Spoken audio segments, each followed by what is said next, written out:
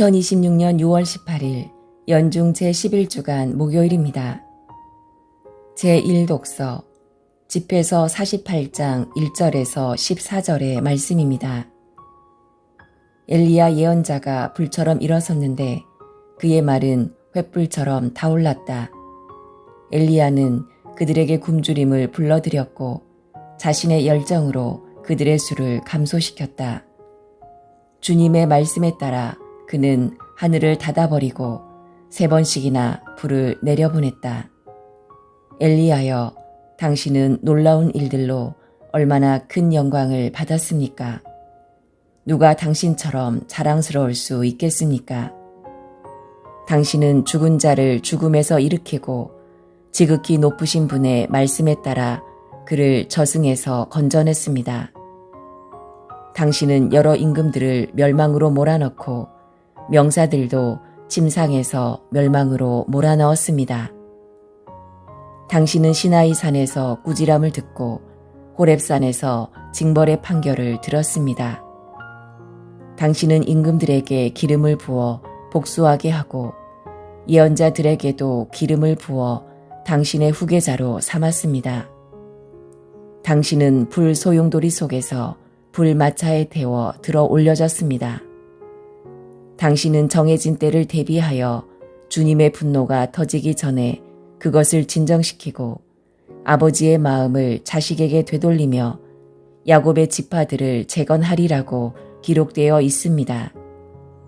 당신을 본 사람들과 사랑 안에서 잠든 사람들은 행복합니다. 우리도 반드시 살아날 것입니다. 엘리야가 소용돌이에 휩싸일 때 엘리사는 엘리야의 영으로 가득 차게 되었다. 엘리사는 일생 동안 어떤 통치자도 두려워하지 않았고 아무도 그를 굴복시키지 못하였다.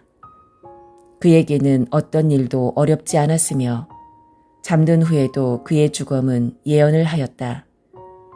살아생전에 엘리사는 기적들을 일으켰고 죽어서도 그의 업적은 놀라웠다. 주님의 말씀입니다. 화답송. 의인들아, 주님 안에서 기뻐하여라. 주님은 임금이시다. 땅은 즐거워하고 수많은 섬들도 기뻐하여라.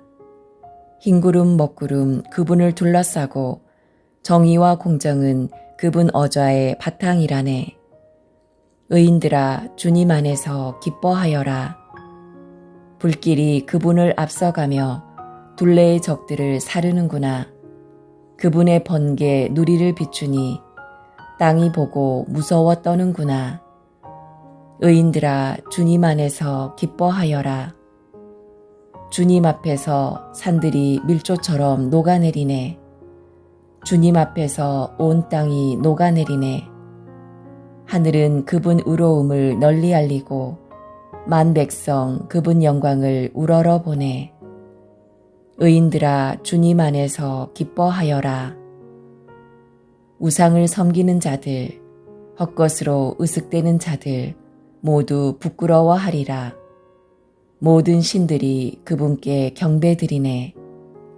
의인들아, 주님 안에서 기뻐하여라. 복음. 마테오가 전한 거룩한 복음 6장 7절에서 15절의 말씀입니다. 그때 예수님께서 제자들에게 말씀하셨다.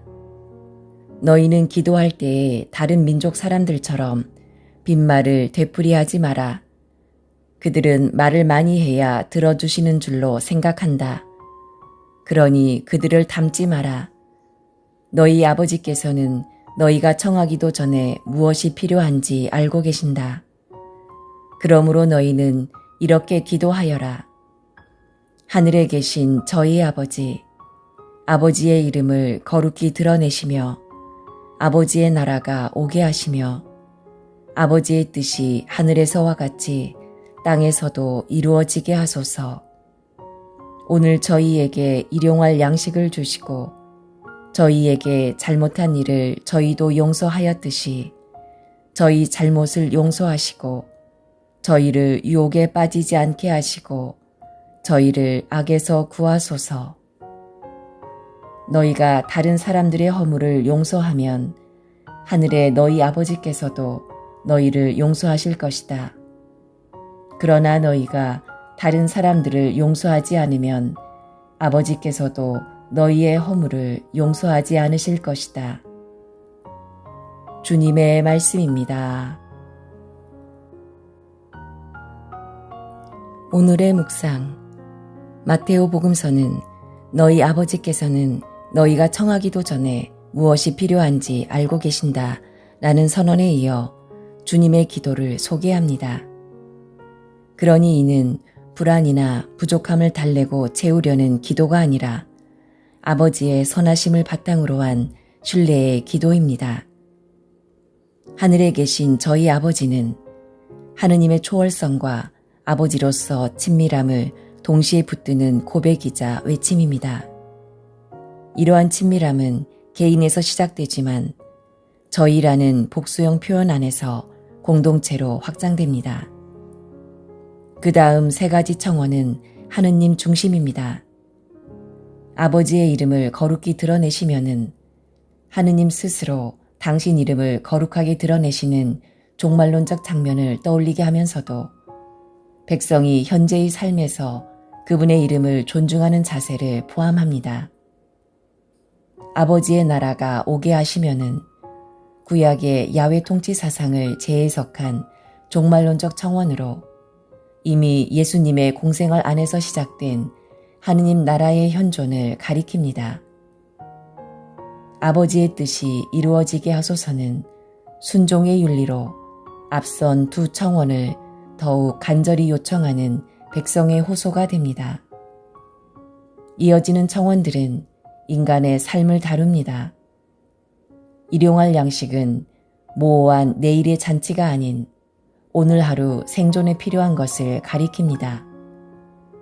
잘못의 용서는 우리가 용서하는 것이 하느님께 용서를 구하는 조건이 됨을 강조합니다. 유혹에 빠지지 않게 하시고는 삶의 시련에 주저하지 않게 해달라는 호소입니다. 그리하여 악에서 구해달라는 마지막 청원이 이어지지요. 결국 주님의 기도는 하느님의 주권과 자비 앞에 인간의 연약함을 숨기지 않고 조용히 봉헌하며 내맡기는 기도가 됩니다. 우리 삶이 힘들고 지칠 때 주님의 기도가 우리 모두에게 위로가 되기를 바랍니다.